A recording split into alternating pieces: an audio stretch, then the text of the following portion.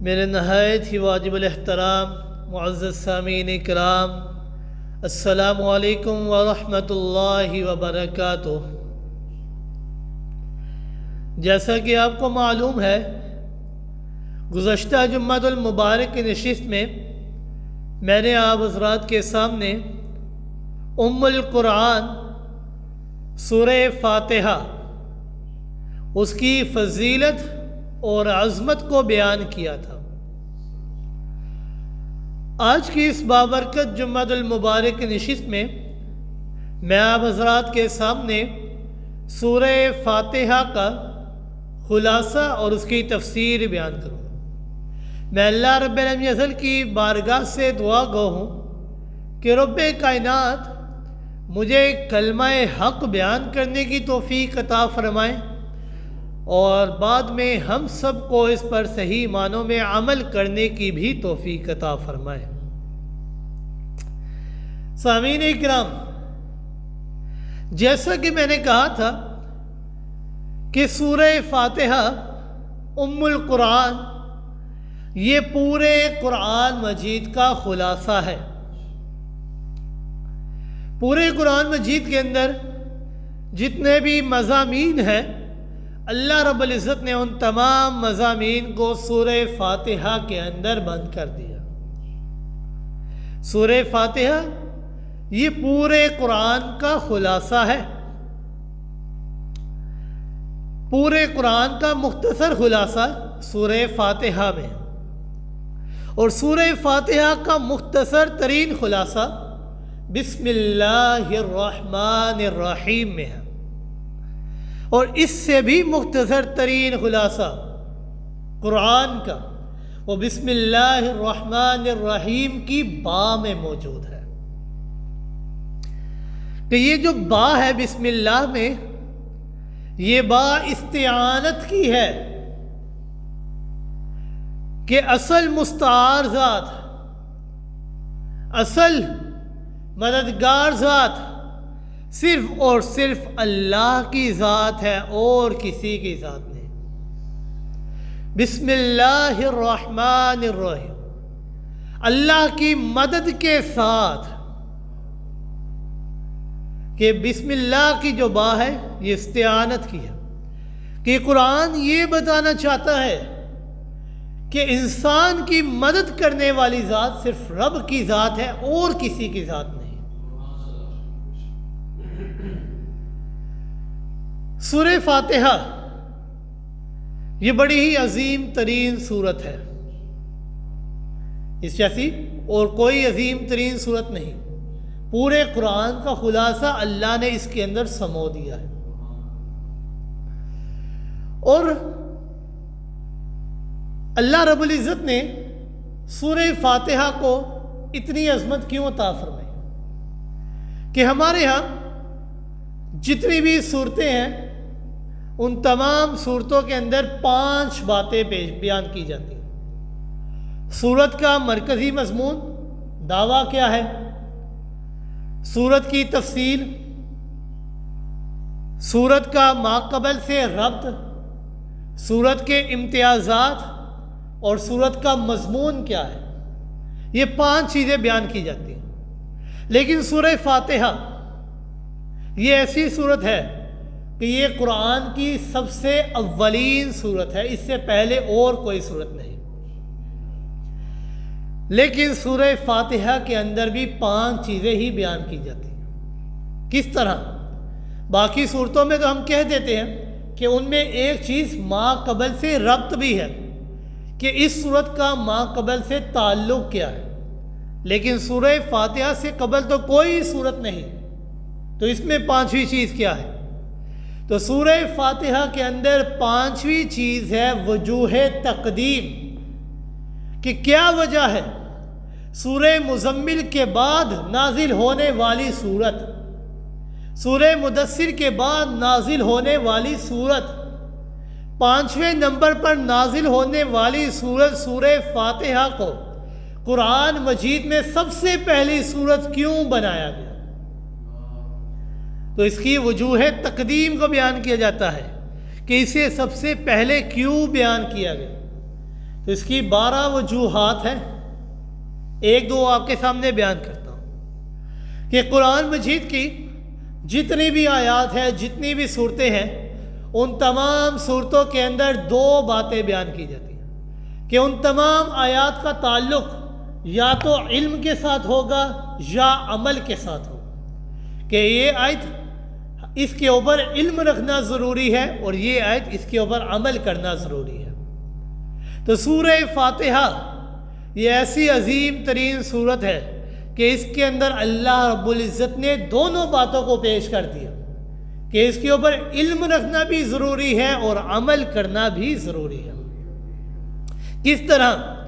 اللہ رب العزت نے فرمایا الحمدللہ رب العالمین الرحمن الرحیم مالک یوم الدین، تمام تعریفیں، تمام صفات الوہیت للہ، صرف اللہ کے لیے ہے، رب العالمین جو رب العالمین ہے، الرحمن الرحیم نہایت رحم کرنے والا، بڑا ہی مہربان ہے، مالک یوم الدین قیامت کے دن کا مالک بھی وہی ہے اور کوئی نہیں، وہی مالک ہے، وہی مختار کل ہے، وہی داتا ہے، وہی دستگیر ہے۔ یہ 3 باتیں، ان تینوں باتوں کے اوپر علم رکھنا ضروری ہے۔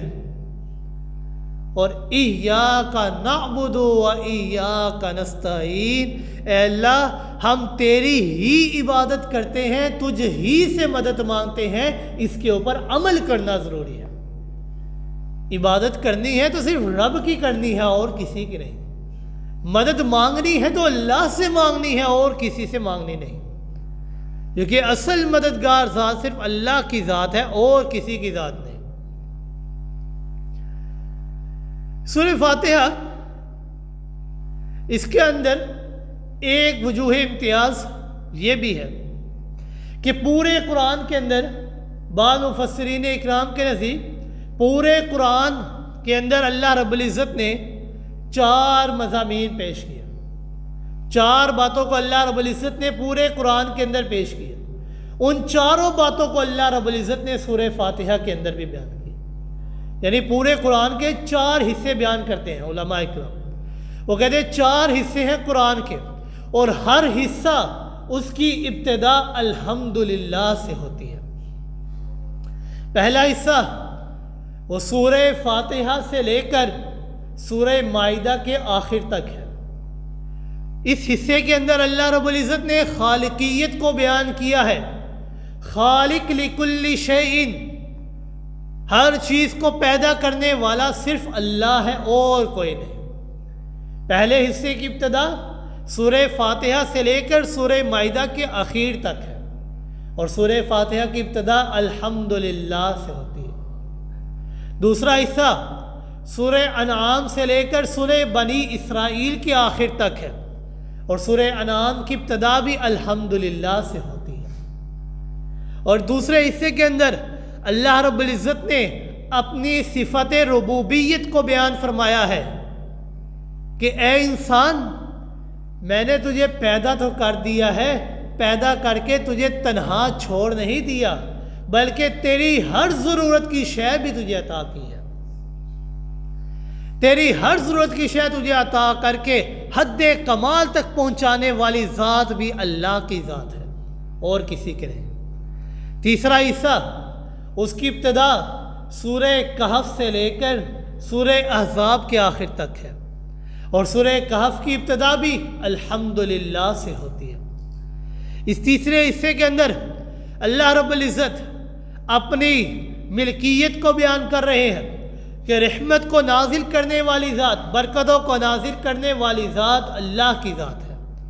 مبارک فی کل شیء هو اللہ، ہر چیز کے اندر برکتیں نازل کرنے والی ذات اللہ کی ذات ہے اور کسی کے نہیں۔ اور چوتھا حصہ سورہ سبا سے لے کر والناس کی سین تک ہے اور سورہ سبا کی ابتدا بھی الحمدللہ سے ہوتی ہے۔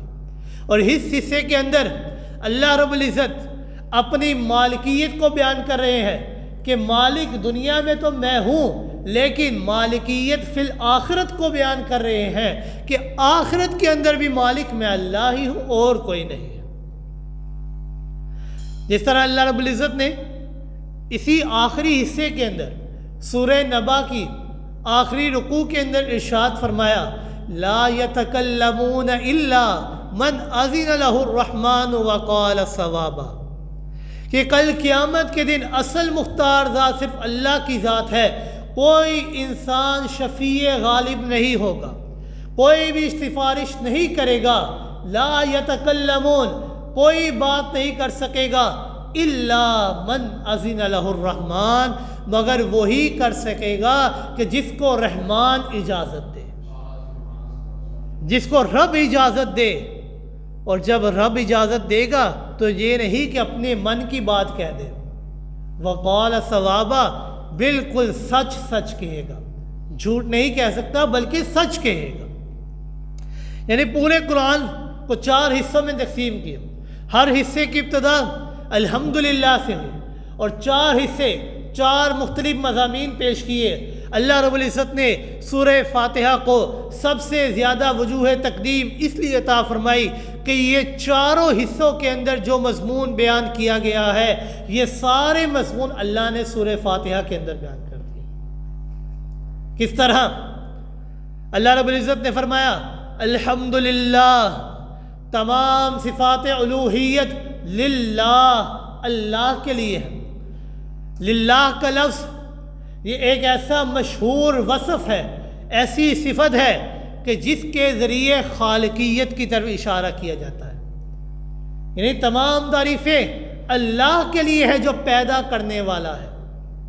اور پہلے حصے کے اندر خالقیت کا بیان، الحمدللہ تمام تعریفیں اللہ کے لیے ہیں جو پیدا کرنے والا۔ دوسرے حصے کے اندر ربوبیت کا بیان کہ پیدا کر کے تنہا نہیں چھوڑ دیا، تو اللہ رب العزت نے فرمایا الحمدللہ رب العالمین، تمام جہانوں کا پالن ہار ہے، تمام جہانوں کو پالنے والا ہے، تخلیق کر کے تنہا نہیں چھوڑتا بلکہ ہر ضرورت کی شے بھی مہیا کرتا ہے۔ اور تیسرے حصے میں اللہ رب العزت نے اپنی رحمت اپنی برکت کو بیان کیا، تو اللہ رب العزت نے فرمایا الرحمن الرحیم، نہایت رحم کرنے والا بڑا ہی مہربان ہے، مبارک فی کل شیء هو اللہ ہے۔ اور چوتھے حصے میں اللہ رب العزت نے مالکیت فی الآخرت کو بیان کیا، تو سورہ فاتحہ کے اندر بھی فرمایا مالکی یوم الدین، قیامت کے دن کا مالک بھی اللہ ہے۔ اس لیے اللہ رب العزت نے سورہ فاتحہ کو وجوہ تقدیم عطا فرمائی، سب سے پہلی صورت بنایا کہ پورے قرآن کے جتنے بھی حصے ہیں، جتنے بھی مضمون ہیں، سورہ فاتحہ کے اندر مضمون ہیں۔ اور بعض علماء اکرام فرماتے ہیں کہ پورے قرآن کے اندر اللہ رب العزت نے 7 مضمون بیان کیا، یعنی 7 قسم کے مضمون ہیں۔ پہلا توحید، دوسرا رسالت، تیسرا قیامت، چوتھا عبادت، پانچواں احکام اور اعمال صالحہ، چھٹا ماننے والوں کے حالات، ساتواں نہ ماننے والوں کے حالات۔ یہ 7 مضمون ایسے ہیں جو اللہ رب العزت نے پورے قرآن کے اندر بیان کیے ہیں، اور یہ 7 مضامین سورہ فاتحہ کی 7 آیات میں بیان کیے جاتے ہیں۔ کس طرح؟ پہلا مضمون ہے توحید، تو اللہ رب العزت نے فرمایا الحمدللہ رب العالمین، تمام تعریفیں اکیلے اللہ کے لیے ہیں جو رب العالمین ہے، وہی وحدہ لا شریک ہے، وہ اکیلا ہے، وہ تنہا ہے، اس کا کوئی ہمسر نہیں، کوئی برابر نہیں۔ دوسرا حصہ رسالت بیان کیا، تو اللہ رب العزت نے فرمایا الرحمن الرحیم، نہایت رحم کرنے والا بڑا ہی مہربان ہے۔ اس کا تعلق رسالت سے کس طرح؟ اس کا تعلق رسالت سے اس طرح ہے کہ اللہ رب العزت نے امت کے اوپر سب سے بڑا احسان جو کیا ہے وہ احسان نبوت اور رسالت کے نظام کو جاری فرمانا ہے۔ جس طرح اللہ رب العزت نے فرمایا لَقَدْ مَنَّ اللَّهُ عَلَى الْمُؤْمِنِينَ إِذْ بَعَثَ فِيهِمْ رَسُولًا، کہ البتہ تحقیق اللہ نے احسان کیا تمہارے اوپر کہ اللہ نے نبی کریم صلی اللہ علیہ وآلہ وسلم کو تمہارے درمیان مبعوث فرمایا۔ اور ایک موقع پر اللہ رب العزت نے رحمت کو نبوت کے ساتھ جوڑا. اللہ رب العزت نے فرمایا اہم یقسمون رحمت ربک، کیا میں تمہیں اپنی رحمت نہیں دی، نبوت نہیں عطا فرمائی تمہیں؟ اور تیسرا مضمون قیامت بیان کیا تو اللہ رب العزت نے تیسری آیت میں فرمایا مالک یوم الدین، قیامت کے دن کا مالک بھی اللہ ہے. چوتھا مضمون اللہ نے عبادت بیان کیا تو اللہ رب العزت نے چوتھی آیت میں بیان فرمایا ایاک نعبد و ایاک نستعین، ہم تیری ہی عبادت کرتے ہیں، تجھے ہی سے مدد مانگتے ہیں. پانچواں مضمون احکام اور اعمال صالحہ تو اللہ رب العزت نے فرمایا اہدنا الصراط المستقیم، اے اللہ ہم تجھ سے صراط مستقیم چاہتے ہیں، ہمیں صراط مستقیم عطا فرما دے. چھٹا مضمون ماننے والوں کے حالات تو اللہ رب العزت نے فرمایا صراط الذین انعمت علیہم، کہ جنہوں نے مجھ سے صراط مستقیم مانگ لی تو میں اللہ نے انہیں اپنے انعام یافتہ لوگوں میں شامل کر دیا. جنہوں نے میری بات کو مان لیا میں اللہ نے انہیں اپنے انعام یافتہ لوگوں میں شامل کر دیا. اور ساتواں مضمون نہ ماننے والوں کے حالات تو اللہ نے فرمایا غیر المغضوب علیہم ولا الضالین، کہ جنہوں نے میری بات کو نہ مانا میں نے انہیں اپنے مغضوب علیہ بندوں میں شامل کر دیا، میں نے انہیں گمراہ بندوں کے اندر شامل کر دیا. یعنی 7 مضامین بیان کیے گئے پورے قرآن میں. اللہ رب العزت نے 7 مضامین کو سورہ فاتحہ کے اندر بیان کر دیا. اسی لیے سورہ فاتحہ کو پورے قرآن مجید کا خلاصہ کہا جاتا ہے. ام القرآن سورہ فاتحہ کا ایک نام ہے کہ جس طرح ایک ماں اپنے تمام بچوں کو اکٹھا رکھتی ہے، اسی طرح سورہ فاتحہ نے بھی تمام پورے قرآن کے مضمونوں کو اکٹھا کر لیا. سورہ فاتحہ اس کی بہت ہی زیادہ عظمت ہے. آئیے آگے بڑھتے ہیں، ابتدا کرتے ہیں. لیکن یہ بات آپ کو معلوم ہے کہ جب بھی ہم قرآن مجید کی ابتدا کرتے ہیں تو ڈائریکٹ نہیں کرتے کہ الحمدللہ رب العالمین پڑھ دی، بلکہ سب سے پہلے انسان تعوذ اور تسمیہ پڑھتا ہے. اعوذ باللہ من الشیطان الرجیم بسم اللہ الرحمن الرحیم. اعوذ باللہ من الشیطان الرجیم اس کا نام تعوذ ہے، بسم اللہ الرحمن الرحیم اس کا نام تسمیہ ہے کہ اللہ کا نام لیا جائے. اعوذ باللہ من الشیطان الرجیم اس کا معنی ہے کہ اللہ میں تیری پناہ میں آتا ہوں شیطان مردود سے، تیری پناہ چاہتا ہوں شیطان مردود کے. انسان جب سورہ فاتحہ کی ابتدا کرتا ہے تو سب سے پہلے اللہ سے شیطان کے بارے میں پناہ طلب کرتا ہے کہ اللہ ہم تیری ہی پناہ میں آتے ہیں.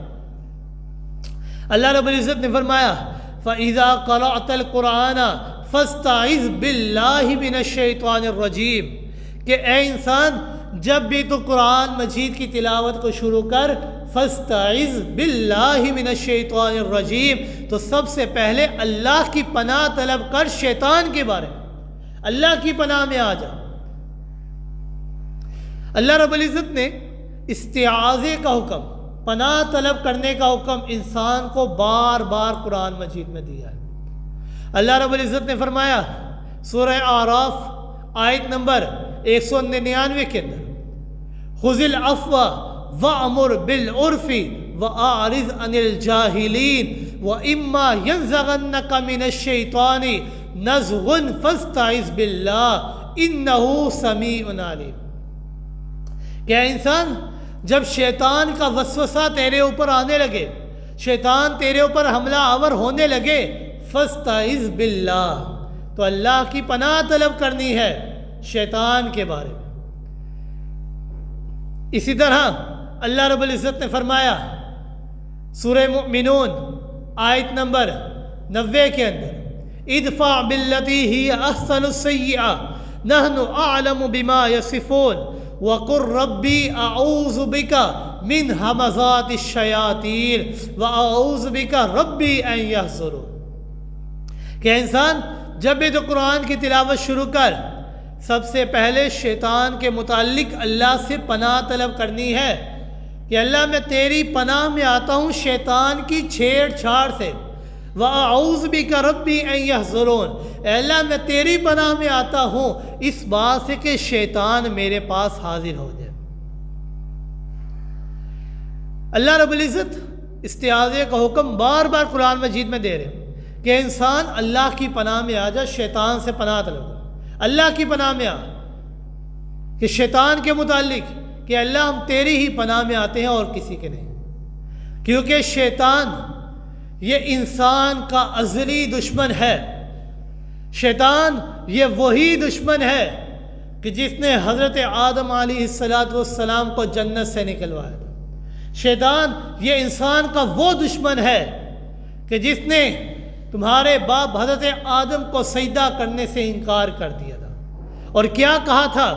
خلقتنی من نار وخلقتہ من طین، کہ اللہ میں سجدہ نہیں کروں گا، کیوں؟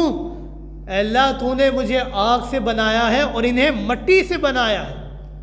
آگ آسمان کی طرف اٹھتی ہے اور ریت وہ زمین کی طرف جاتی ہے۔ اے اللہ میں سجدہ نہیں کروں گا۔ جب سجدے سے انکار کیا تو اللہ رب العزت نے فرمایا فَاخْرُجْ فَإِنَّكَ رَجِيمٌ، تو جنت سے نکل جا ہمیشہ ہمیشہ کے لیے، کیونکہ تو ہمیشہ ہمیشہ کے لیے مردود ہو گیا ہے۔ جب جنت سے نکالا گیا تو شیطان نے اللہ کو چیلنج دیا کہ اللہ تو نے جنت سے تو مجھے نکال دیا ہے اس انسان کی وجہ سے، لہذا میں چیلنج دے رہا ہوں لَأَقْعُدَنَّ لَهُمْ صِرَاطَكَ الْمُسْتَقِيمَ ثُمَّ لَآتِيَنَّهُمْ مِنْ بَيْنِ أَيْدِيهِمْ وَمِنْ خَلْفِهِمْ وَعَنْ أَيْمَانِهِمْ وَعَنْ شَمَائِلِهِمْ وَلَا تَجِدُ أَكْثَرَهُمْ شَاكِرِينَ، کہ اللہ تیرے جو نیک لوگ تیرے رستے پر چلنے کی کوشش کریں گے، صراط مستقیم پر چلنے کی کوشش کریں گے، لَآتِيَنَّهُمْ مِنْ بَيْنِ أَيْدِيهِمْ، میں ان کے سامنے سے، وَمِنْ خَلْفِهِمْ ان کے پیچھے سے، وَعَنْ أَيْمَانِهِمْ وَعَنْ شَمَائِلِهِمْ ان کی دائیں جانب سے اور بائیں جانب سے، ہر طرف سے ان کے اوپر حملہ آور ہوں گا اور انہیں تیرے پاس آنے کی پوری کوشش کروں گا کہ وہ تیرے پاس نہ آئے۔ ہر طرف سے حملہ آور ہوں گا ان کے اوپر۔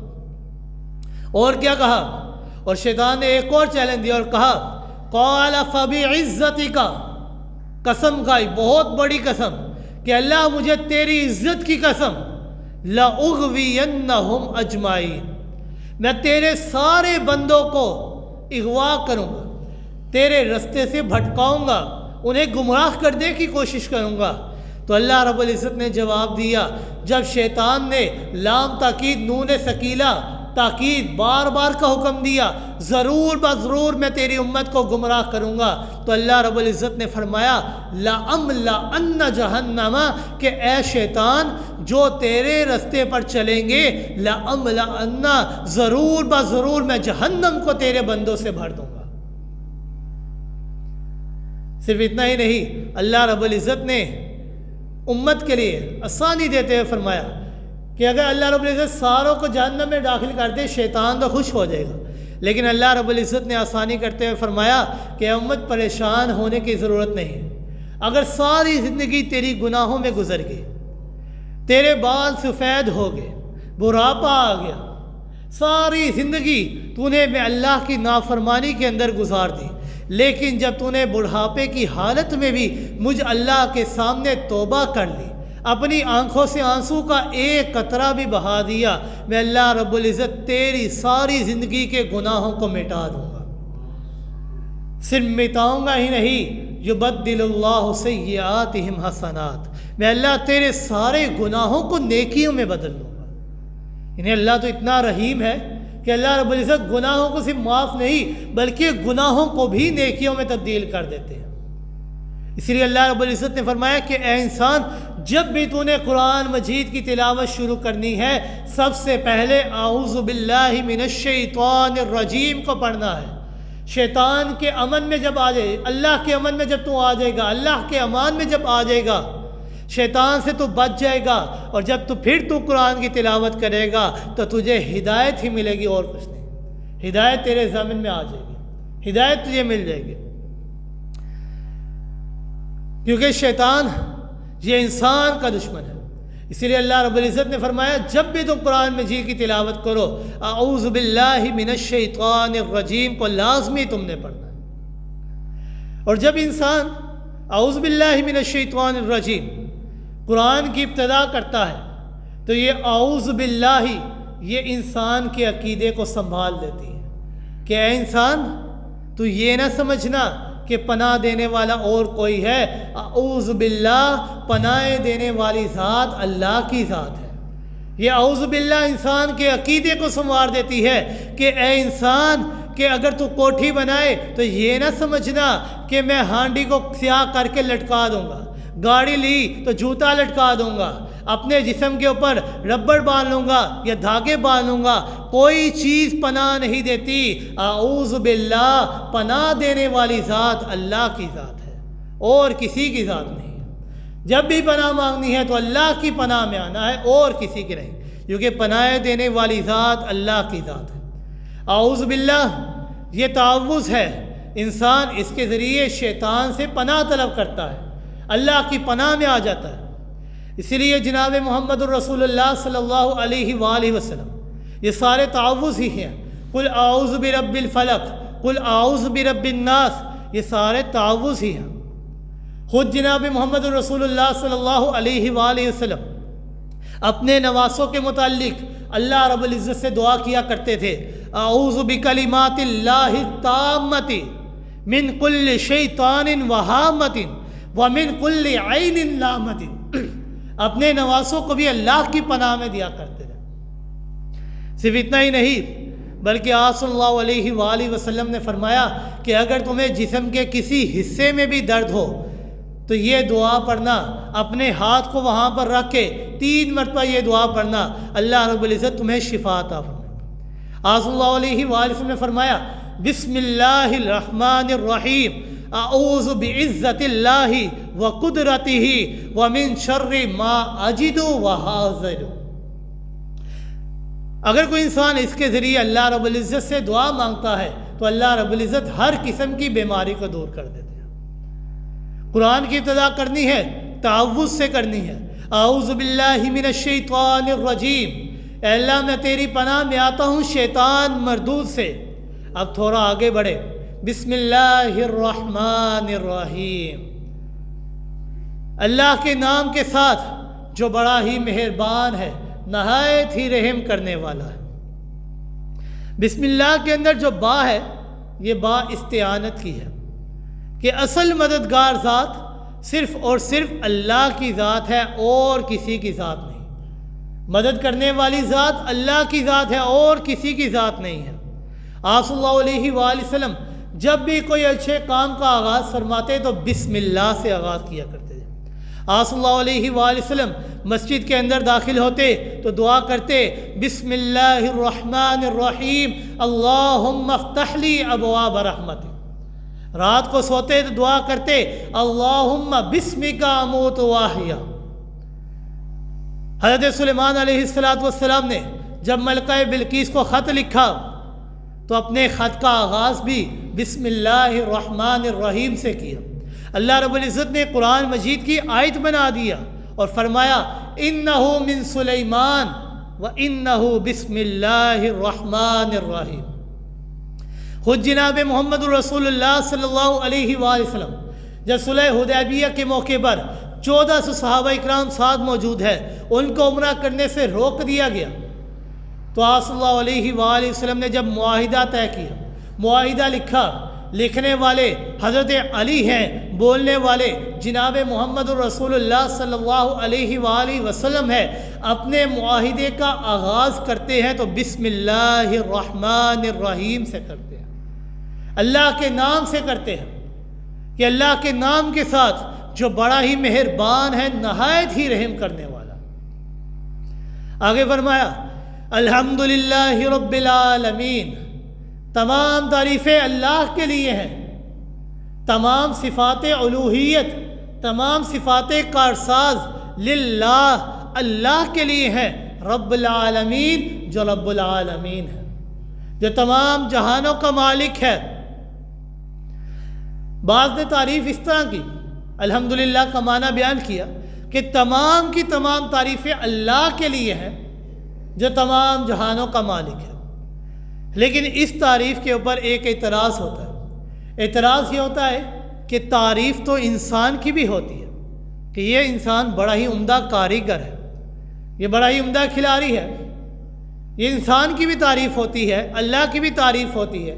تو اس کا جواب دیتے ہوئے فرمایا کہ انسان کی جو تعریفات ہے یہ انسان کی اپنی ذاتی نہیں بلکہ اللہ کی طرف سے ہی عطا کرتا ہے۔ اللہ نے انسان کو جو خصوصیت عطا فرمائی وہ اللہ نے ہی عطا فرمائی تھی اور کسی نے نہیں عطا فرمائی، یہ اللہ کی طرف سے ہی عطا کردہ ہے، یہ ساری نعمتیں اللہ نے ہی عطا کی ہیں اور کسی نے نہیں۔ لیکن اس کا ایک معنی یہ کیا گیا الحمدللہ رب العالمین کہ حمد اور تعریف یہ دو طرح کی ہوتی ہے۔ ایک تعریف وہ جو بندوں کے لیے ہے، جو تعریف بندوں کی ہو وہ بندوں کے لیے ہوتی ہے، اور ایک تعریف وہ ہے جو اللہ کی بیان کی جاتی ہے، وہ صرف اور صرف اللہ کی ہوتی ہے۔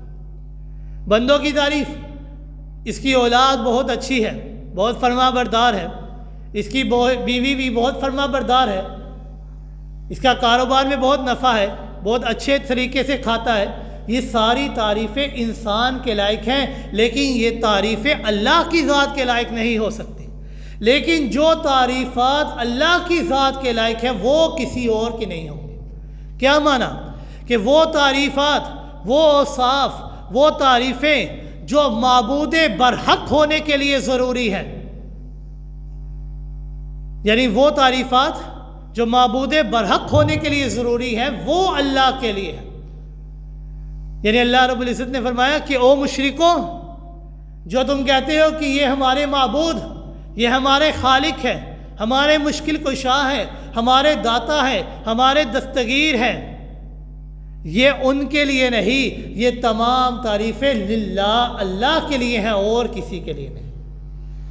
یعنی حمد کا ایک معنی اللہ کی تعریف جو ہے کہ وہ تمام تعریفات جو معبود برحق ہونے کے لیے ضروری ہیں وہ اللہ کے لیے ہیں، وہ للہ ہیں، وہ رب العالمین کے لیے ہیں اور کسی کے لیے نہیں۔ آئیے سورۃ الفاتحہ کا ایک مختصر خلاصہ پیش کرتا ہوں کہ اللہ رب العزت نے سورہ فاتحہ کے اندر ایک دعویٰ پیش کیا، پھر اس ایک دعوے کے لیے اللہ رب العزت نے 4 دلیلیں پیش کی۔ 4 دلیلیں پیش کرنے کے بعد اللہ رب العزت نے پھر ان 4 دلیلوں کا ثمرہ اور نتیجہ پیش کیا اور پھر دعا بیان کی۔ کیسے؟ دعویٰ کیا ہے؟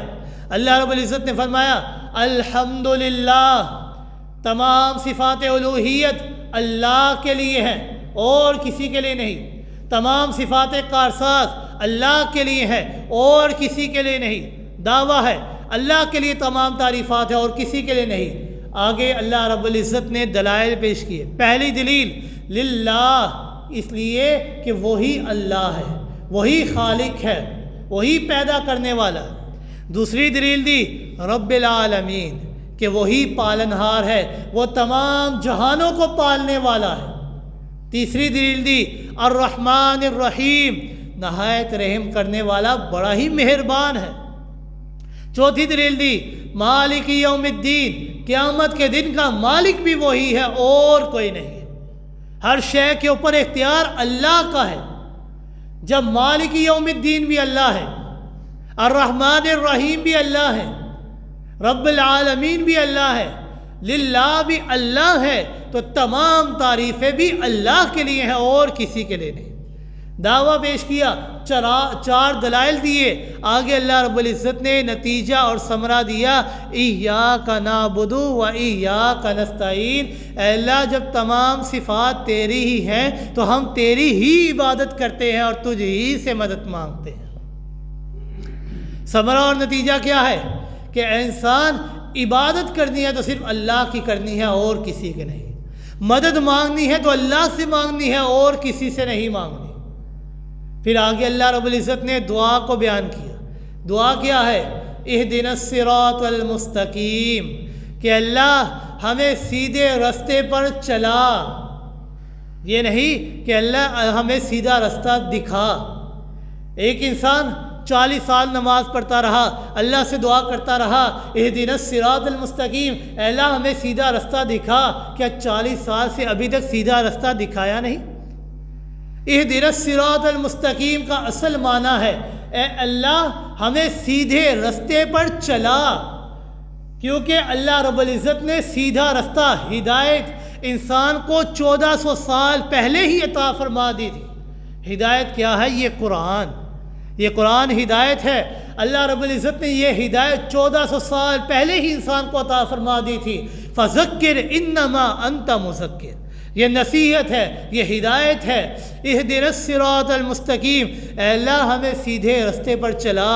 جب انسان اللہ سے دعا کرتا ہے اے اللہ ہمیں سیدھے رستے پر چلا، تو اللہ رب العزت فرماتے ہیں صراط الذین انعمت علیہم غیر المغضوب علیہم ولا الضالین، کہ سیدھے رستے سے مراد ان لوگوں کا رستہ کہ جن کے اوپر اللہ کا انعامات کی برسات ہوتی ہے، اللہ کے انعامات کا نزول ہوتا ہے۔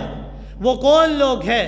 وَمَن يُطِعِ اللَّهَ وَالرَّسُولَ فَأُولَٰئِكَ مَعَ الَّذِينَ أَنْعَمَ اللَّهُ عَلَيْهِمْ مِنَ النَّبِيِّينَ وَالصِّدِّيقِينَ وَالشُّهَدَاءِ وَالصَّالِحِينَ وَحَسُنَ أُولَٰئِكَ رَفِيقًا۔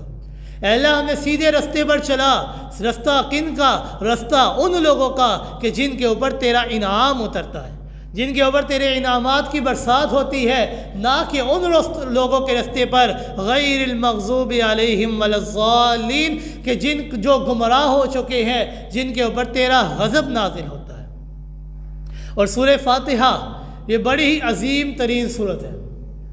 خود سید الملائکہ حضرت جبریل علیہ السلام جناب محمد رسول اللہ صلی اللہ علیہ وآلہ وسلم کے پاس تشریف لے کر آئے اور آ کر فرمانے لگے اے اللہ کے رسول صلی اللہ علیہ وآلہ وسلم کنت اخشى العذاب علی امتک، اے اللہ کے رسول صلی اللہ علیہ وآلہ وسلم مجھے عذاب الہی کا خوف تھا آپ کی امت کے متعلق، کہ کہیں آپ کی امت کے اوپر اللہ کا عذاب نازل نہ ہو جائے۔